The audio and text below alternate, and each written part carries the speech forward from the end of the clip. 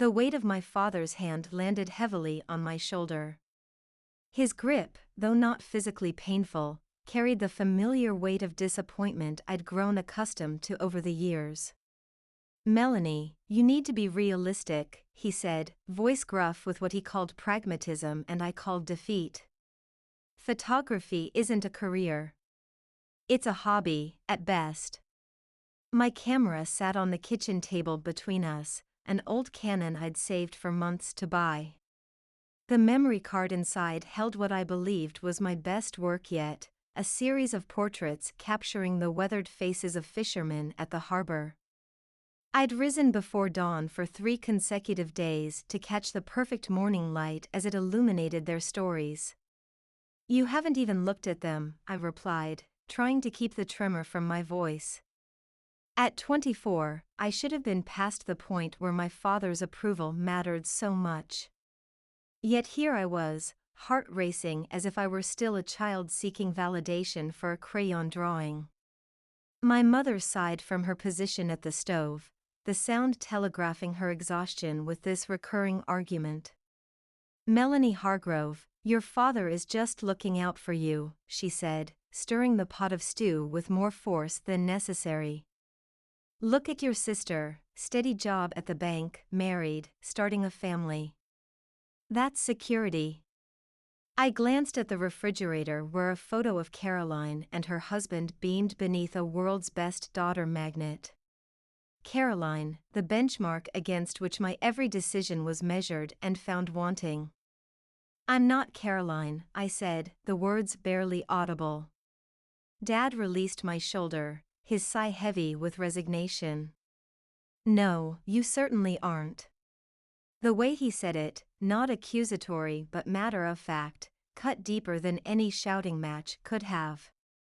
In his eyes, I was simply a disappointment he'd learned to live with. I picked up my camera, cradling it protectively against my chest. "I got an email from ArtSync magazine," I said, desperation making my voice sharper than intended. "They're interested in publishing some of my work." The silence that followed was deafening. Then my mother laughed, a small, pitying sound that made my cheeks burn. "Honey, those places just want your submission fees," she said gently, as if explaining something to a particularly slow child. "Remember when you thought that poetry contest was interested in your work? $400 later." "This is different," I insisted, although doubt had already begun to creep in. "They specifically mentioned my Harbor series." My father checked his watch, his universal signal that a conversation had exceeded its usefulness. "Melanie, I've been patient. But you're living under our roof again, and it's time to contribute. Jackson's Hardware is hiring. It's not glamorous, but it's honest work while you figure things out." Figure things out. The phrase they'd been using since I dropped out of accounting school 5 years ago. As if my passion for photography was a phase to be outgrown, like my teenage obsession with boy bands or vegetarianism. "I have an interview in New York next week," I blurted out. "With Prism Publishing. It's an actual job, photo editing with opportunities for original work." Another lie to add to the growing collection. There was no interview. Just a generic rejection email thanking me for my interest in their internship program. Dad's expression softened with pity.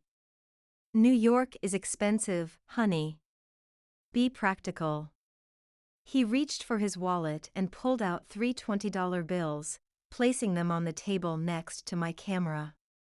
"For gas money. Think about Jackson's, they're holding the position for you."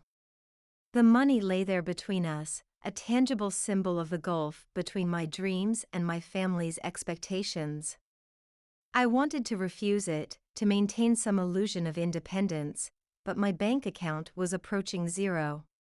Pride wouldn't pay for next week's groceries. "Thanks," I mumbled, pocketing the cash with burning cheeks.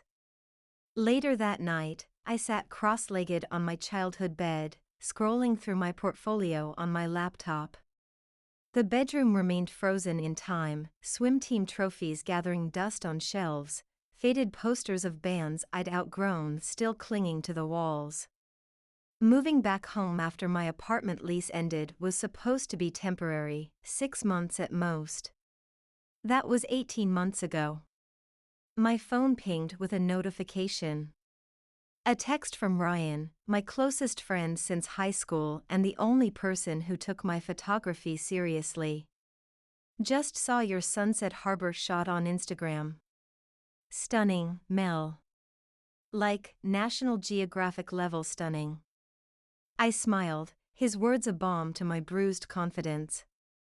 Ryan had always believed in me, even when my images were overexposed disasters. We'd briefly tried dating years ago, but had settled into a friendship that felt more significant than any romantic relationship I'd attempted since. Thanks. Just wish certain people could see what you see, I replied. 3 dots appeared immediately. Your family giving you grief again? I sighed, typing slowly. The usual. Dad wants me to work at hardware store. Mom wants me to be Caroline 2.0.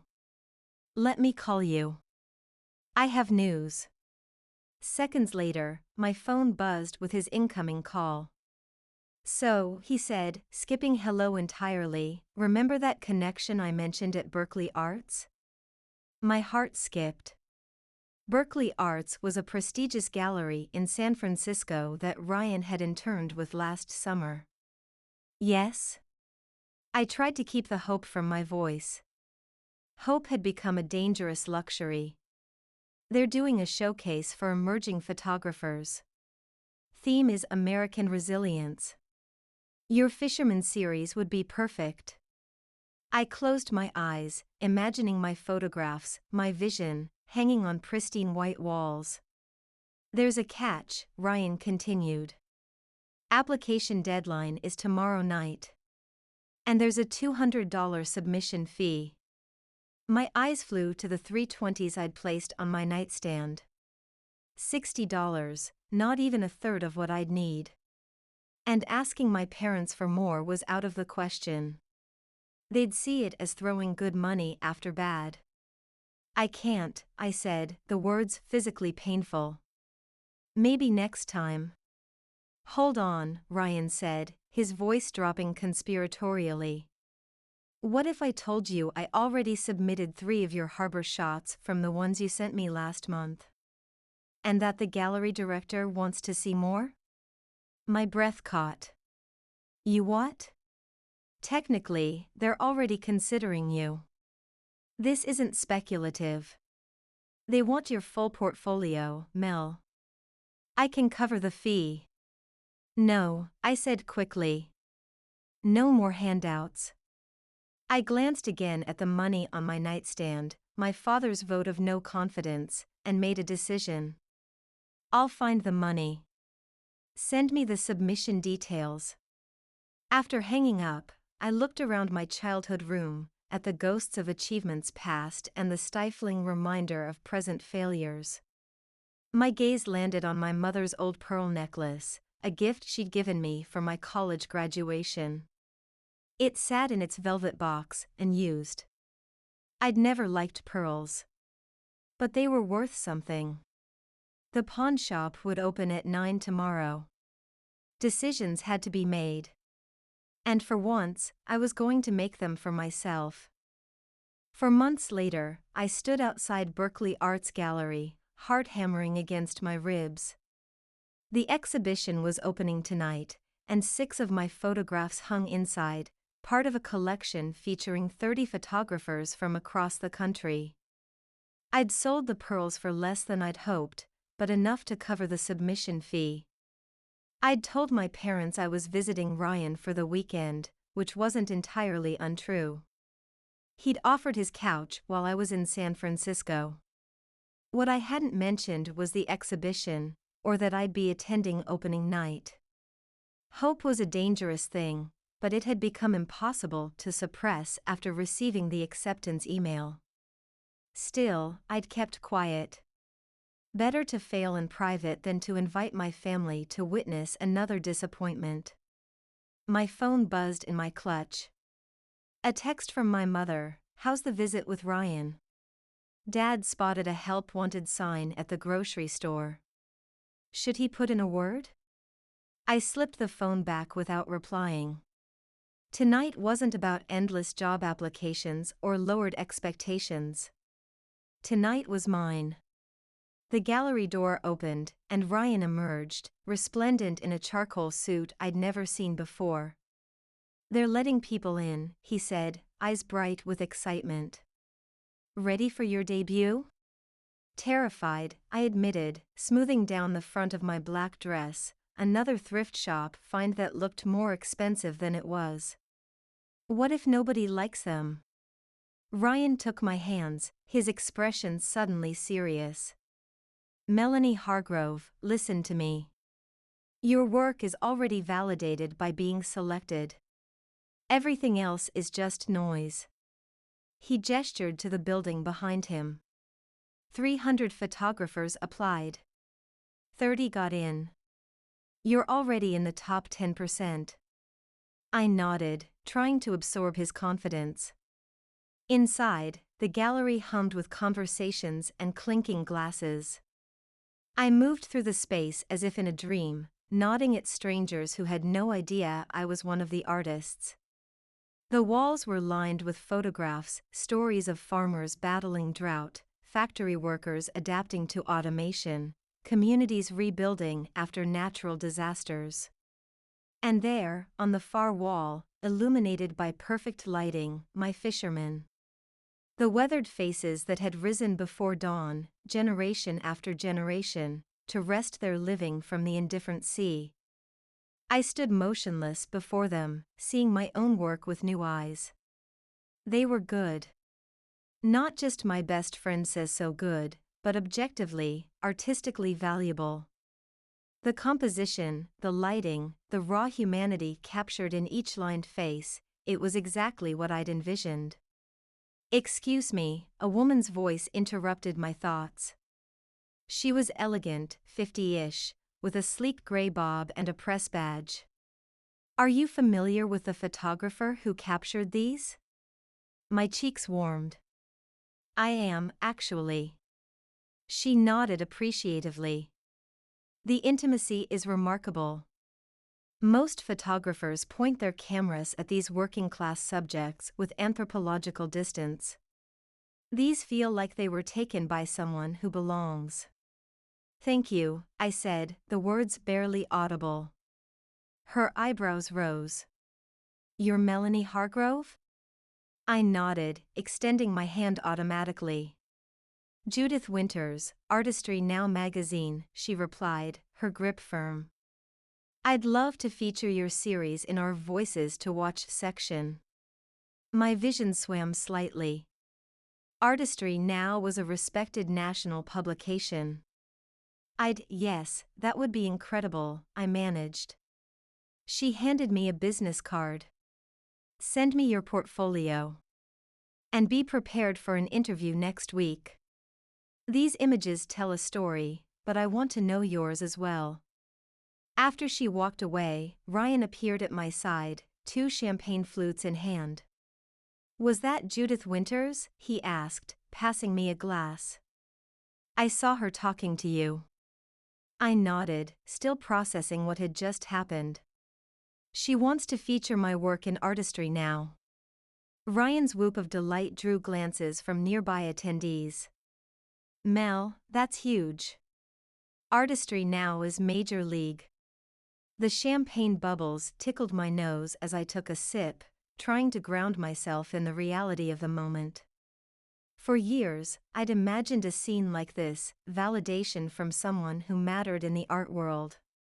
But the actual experience felt surreal, as if I were watching it happen to someone else.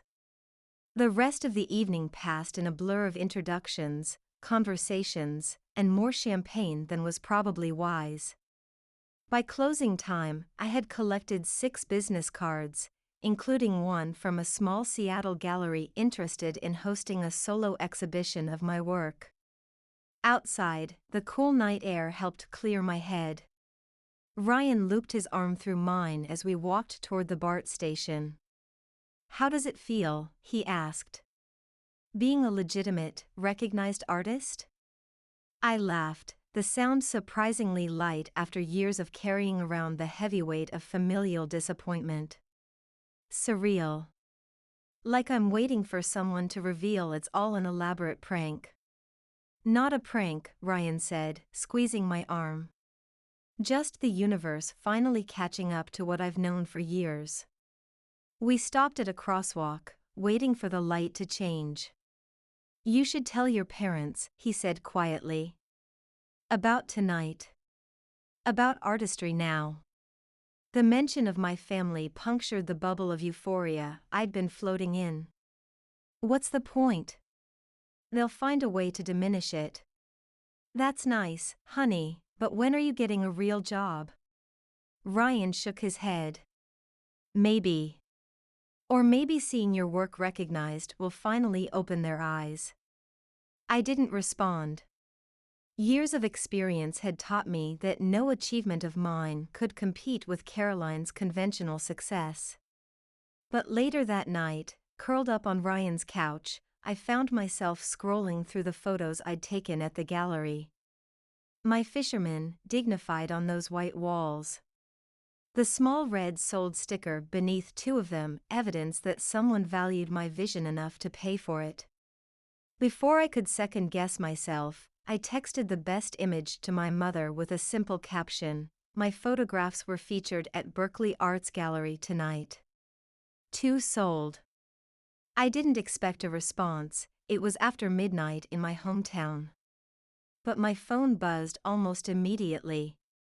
"That's nice, honey. Did Ryan take you to the art show?" The familiar disappointment settled over me.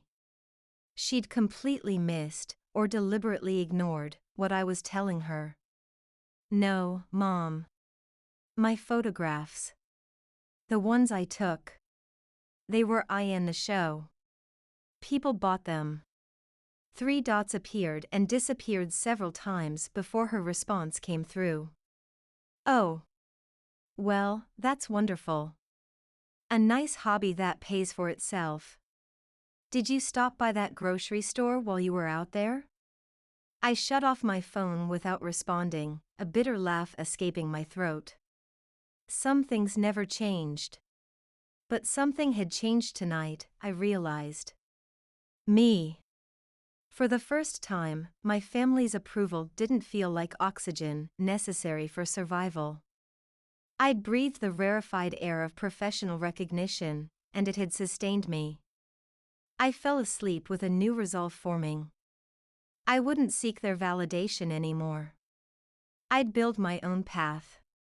And someday, perhaps, they'd see me, really see me, on my own terms.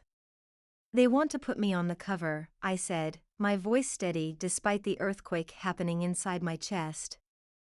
Judith Winters nodded from across her desk, as if my astonishment was endearing but unnecessary. "Of course they do. Your narrative is compelling, small-town photographer capturing American resilience while battling skepticism from her own family. It's meta-narrative perfection." 6 months had passed since the Berkeley exhibition. The Artistry Now feature had led to a small but meaningful stream of commissions. I'd moved to San Francisco, subletting a tiny studio apartment that doubled as my workspace. I'd even started making enough to put a dent in my student loans, the ones my parents had reminded me of whenever my photography dreams seemed particularly impractical. But the cover, isn't that usually reserved for more established artists? I asked. Judith waved away my concern. "Established is boring. We want fresh. Authentic. You're both." She pushed a contract across the desk. "Standard terms. Cover feature, 6-page spread inside, exclusive first rights to the images." I scanned the document, my eyes widening at the compensation figure. It was more money than I'd made in the past 3 months combined. This is serious money, I said, unable to keep the surprise from my voice. Judith smiled. Quality commands market value, Melanie. She checked her watch. The shoot is scheduled for Thursday. Morgan is our best portrait photographer, you'll be in good hands. Wait, I said, my brain finally catching up. Portrait photographer? For what? For your cover photo, Judith replied, as if it were obvious. We're featuring your work, but we're also featuring you. The audience connects with faces, with stories. My stomach twisted. You want my face on the cover? Exactly. Judith beamed, pleased I'd finally caught up. The young artist redefining American resilience photography. It's perfect. I signed the contract with fingers that trembled slightly, my mind racing ahead. My face on the cover of a national magazine. My parents would finally have to acknowledge my success. They couldn't dismiss this as a fluke or a hobby that occasionally paid for itself. They would see me, actually see me, when my face stared back at them from newsstands. The thought was equally terrifying and exhilarating. 3 days later, I found myself in a studio, being primed and positioned by a team of professionals who acted like this was all perfectly normal. Morgan, the photographer, was brisk but kind, putting me at ease as he explained his vision. We want authenticity, he said, adjusting a light. The artist in her element. You'll hold your camera, but I want you to look directly into my lens. Photographer becoming subject, there's a lovely circularity to it. I nodded, trying to project confidence I didn't feel. Being on this side of the camera was disorienting. Relax your shoulders, Morgan instructed. Think about the moment you knew photography was your calling. I closed my eyes briefly, remembering the first time I'd developed a photo in the high school darkroom. The magic of watching an image emerge from seemingly blank paper. The sense that I was not just capturing reality but interpreting it, adding my own voice to the visual conversation. Perfect, Morgan murmured, the shutter clicking rapidly.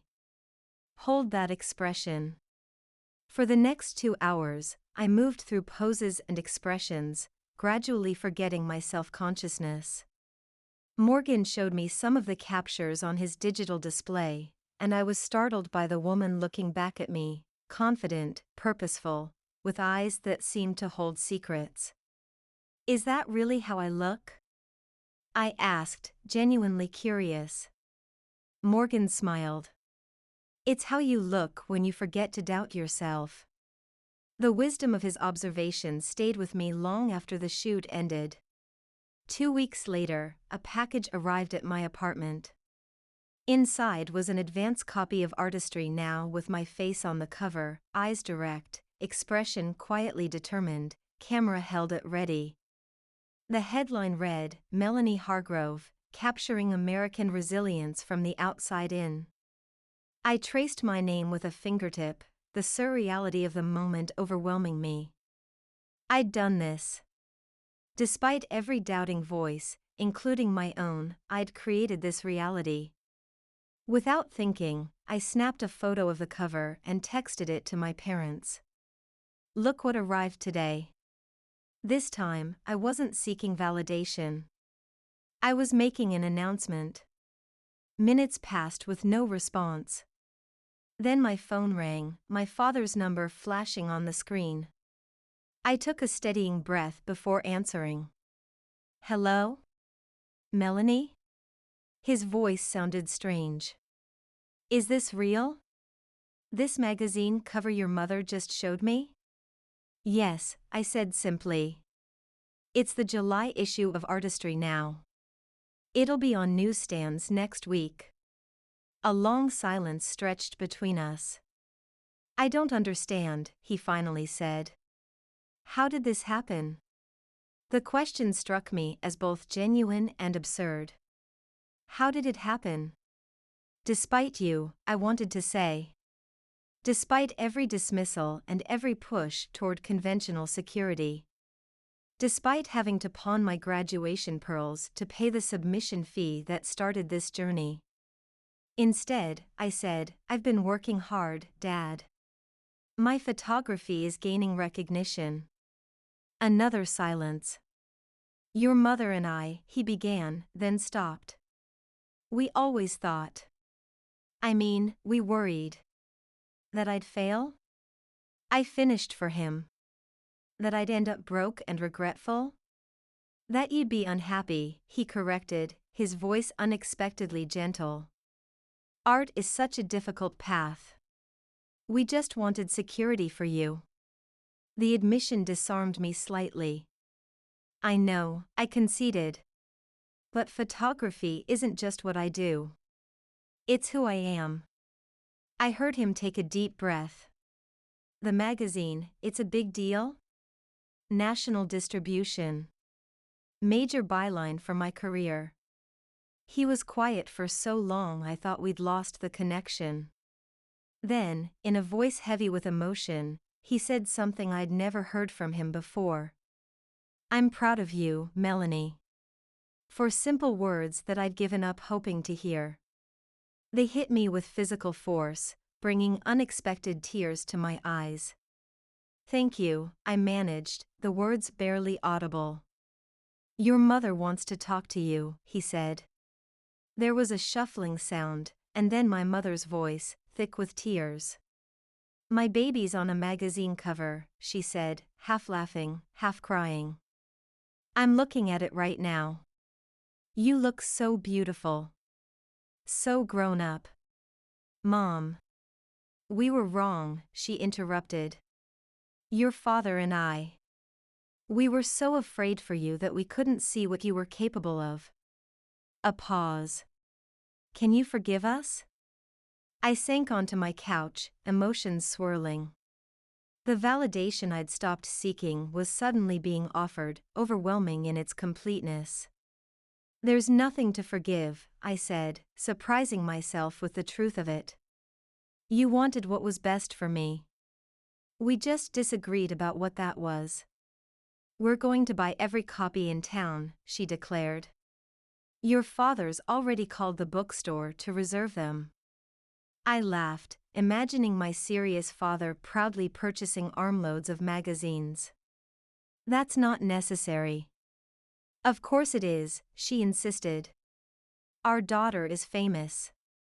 After promising to visit soon, I hung up and sat in the quiet of my apartment, processing what had just happened.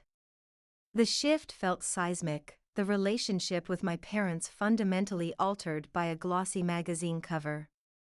But the real change, I realized, had happened long before today. It had happened when I'd stopped defining success by their standards and started building a life authentic to my own vision. My phone buzzed with a text from Ryan, have you told them yet? I smiled, typing back, just did. My dad said he's proud of me. 3 dots appeared immediately. About damn time. Never doubted this day would come. As I set my phone down, my gaze fell on the magazine cover again, my own eyes looking back at me with quiet confidence.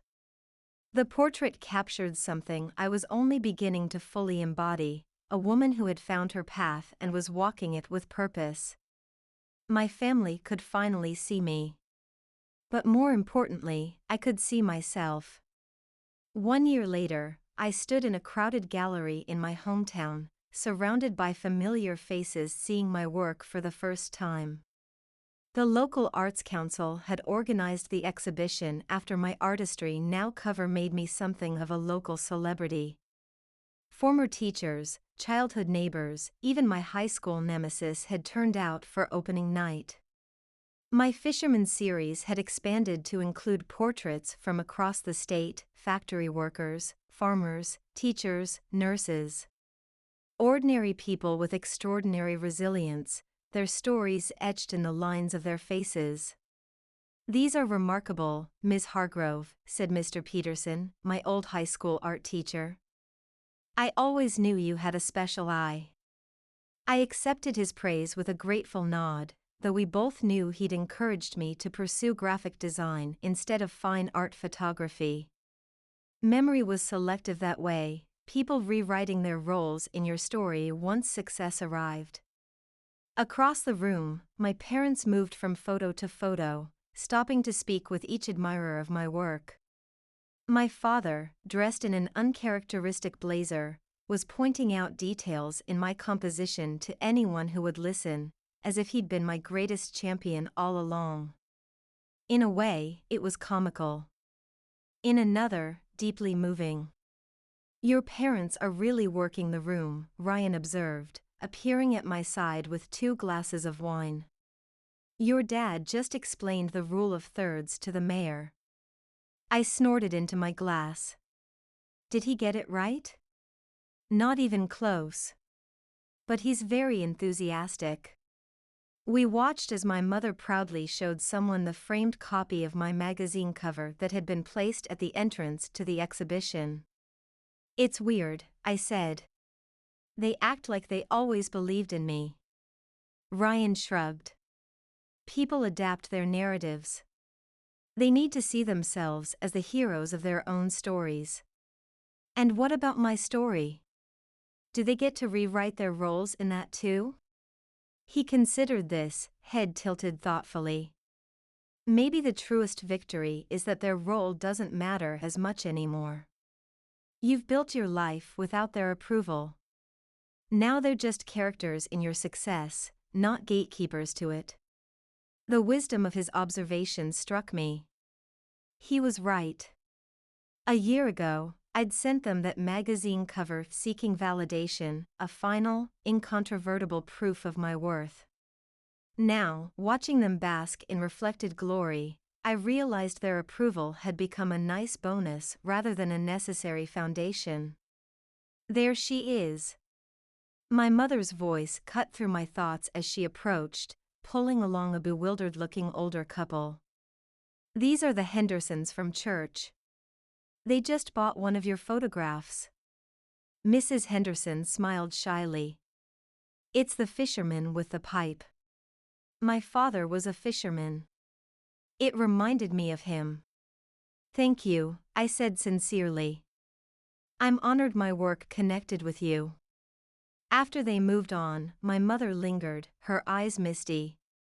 "I'm so sorry, Melanie." I blinked, surprised by her sudden shift in tone. "For what?" "For not believing in you. For pushing you toward things that would have made you miserable." The raw honesty in her voice caught me off guard. This wasn't the rewritten narrative of a proud parent, this was genuine regret. "Mom." "No, let me finish," she insisted. "Your father and I were so afraid for you. The arts seemed so precarious. We thought we were protecting you from disappointment." She reached for my hand. "But we were wrong. And I'm sorry it took seeing your face on a magazine cover for us to realize it." The admission was everything I'd once desperately wanted to hear. Now, it felt like closure to a chapter I'd already moved beyond. "Thank you for saying that," I said, squeezing her hand. "It means a lot." She glanced around the gallery, pride evident in her expression. "Your sister's flight gets in tomorrow morning. She can't wait to see the exhibition. Caroline coming to celebrate my success, another shift in the family dynamic I couldn't have imagined a year ago." "Will you come for dinner after?" Mom asked. "I'm making your favorite." "I'd like that." As she moved away to greet more attendees, Ryan raised his glass in a small toast. "Full circle moment?" I nodded, a sense of peace settling over me. "Something like that." Later that evening, as the crowd thinned, my father approached where I stood examining one of my earliest works, a portrait of a retired steelworker taken shortly after the Berkeley exhibition. "This is my favorite," he said, surprising me.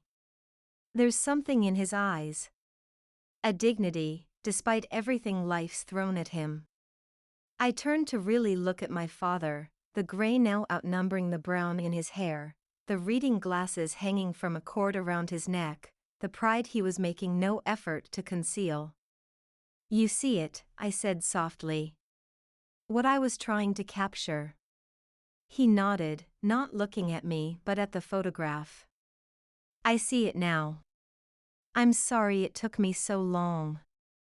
We stood in silence for a moment, the weight of years of misunderstanding between us gradually lightening. "I kept those, you know," he said suddenly. "Kept what?" "All those photographs you used to show us at the dinner table. The ones we never really looked at." He cleared his throat. "I have them in a box in my study. I didn't understand them then, but I couldn't bring myself to throw them away." The admission startled me. I'd assumed those early prints had been discarded with the rest of my impractical pursuits. "Why didn't you tell me?" I asked. He shrugged, the gesture reminiscent of my own when uncertain. "I guess because admitting I kept them would mean admitting I might have been wrong to discourage you." It was the most honest he'd ever been about his role in my journey. "Would you like to see my studio tomorrow, before dinner?" I offered. "I could show you my process." His face lit up with genuine interest. "I'd like that very much." As the last guests departed and the gallery staff began closing up, I found myself alone with Ryan, helping to straighten chairs and collect abandoned wine glasses. "Successful night," he said, tossing a napkin into the trash. "How does it feel, conquering your hometown?" I laughed. "Less triumphant than I imagined. More peaceful." "Closure?" "I think so. Though maybe integration is a better word. Like I've finally integrated the person I was here with the person I've become." Ryan studied me, his expression thoughtful. "The magazine cover changed everything, didn't it?"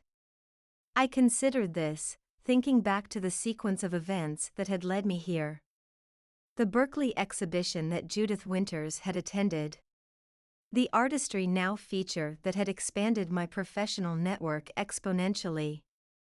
The commissions that had followed, allowing me to support myself solely through my art. The cover was a turning point, I agreed. But not because it changed me. Because it finally made me visible to them. I gestured around the gallery, at the faces of resilience I'd captured, visible at last to my hometown, to my family, to everyone who'd missed their quiet dignity before.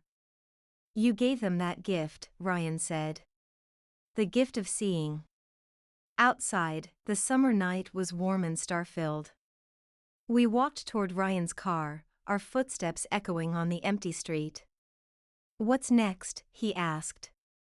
"Now that you've conquered the hometown crowd." I smiled, thinking of the international assignment Judith had mentioned last week, documenting community resilience in the wake of climate disasters across Southeast Asia. "I think it's time to expand my horizons a bit," I said. "See what stories are waiting to be told beyond here." "Sounds like an adventure," Ryan replied. "Room for a traveling companion?" The question hung between us, weighted with possibilities. Our friendship had deepened over the past year, evolving into something neither of us had defined but both clearly felt. "I'd like that," I said simply. As we drove through the familiar streets of my hometown, I thought about the journey that had brought me full circle. From the girl whose family couldn't see her vision to the woman whose face on a magazine cover had finally made her visible to them. But the real victory wasn't in their recognition. It was in the moment I'd stopped needing it. My camera sat on my lap, the same Canon I'd defended at the kitchen table all those months ago, now upgraded with professional lenses. Through its viewfinder, I'd learned to truly see the world around me, to find beauty and resilience in unexpected places. And in being truly seen by others, I'd finally learned to see myself. Not through the limiting lens of family expectations or past disappointments, but through my own eyes. Clear, focused, and ready for whatever image came next.